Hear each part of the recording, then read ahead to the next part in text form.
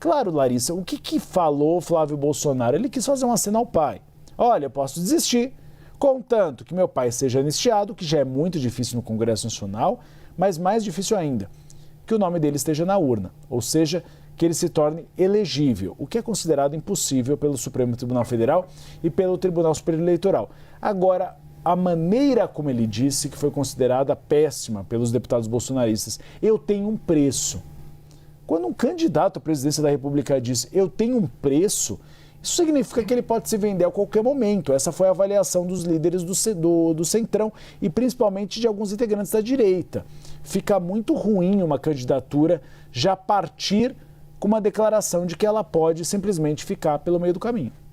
E foi muito ruim também e comemorado pelo próprio PT, né? Tipo, é uma frase ali de efeito que, no fundo, dá munição para os governistas, primeiro, desconfiar dessa eleição, dessa candidatura, se de fato é uma candidatura, uma pré-candidatura, e, no segundo momento, quando se fala em preço, obviamente, dá munição ali para o questionamento qual preço seria esse e ligar até a algum tipo de denúncia ali de compra de votos. Enfim, o que os bolsonaristas têm me dito, hoje eu conversei pela manhã, a gente falava sobre esses telefonemas, essa tentativa de Flávio Bolsonaro de se aproximar do Centrão, é de que foi uma frase mal colocada, que ele queria dizer, meu preço para desistir é que anistiem meu pai, que o permita concorrer às próximas eleições. Essa é a leitura, mas que a frase foi de fato encarada como péssima e muito ruim por aqueles que apoiam Flávio Bolsonaro e o ex-presidente Bolsonaro e comemorada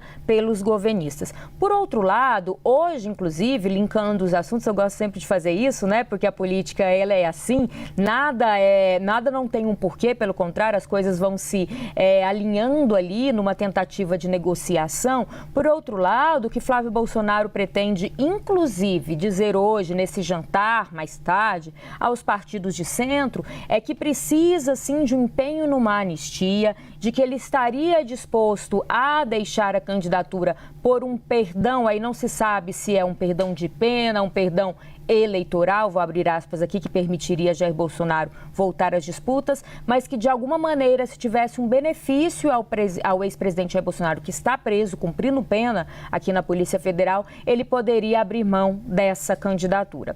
Por outro lado, a leitura do Centrão é que foi muito assodado esse anúncio de candidatura de Flávio Bolsonaro. Entende, claro, que é uma tentativa de manter ali, o bolsonarismo vivo e também deixar para um segundo momento qualquer tipo de negociação, mas o Centrão fala, se queria demorar a negociar com o Centrão, já nos chamou para uma conversa, agora por quê? Se queria conversar já em 2025, que chamasse para conversa antes do anúncio. Agora que o anúncio está aí, não adianta também vir com conversas, foi isso que eu escutei hoje mais cedo de parlamentares dos partidos como União Brasil, Republicanos e do próprio PP, Uribe. A grande questão é que se ele tivesse dito, olha, eu tenho um preço, o preço é a candidatura do meu pai, cessava, estava entendido o recado. Mas ele quis fazer um mistério para uma entrevista que ele daria para a Rede Record à noite. E aí deu margem para muita interpretação nesse meio do caminho. Para memes na internet, para munição contra a candidatura dele. O problema não foi o conteúdo, foi o modo como ele fez.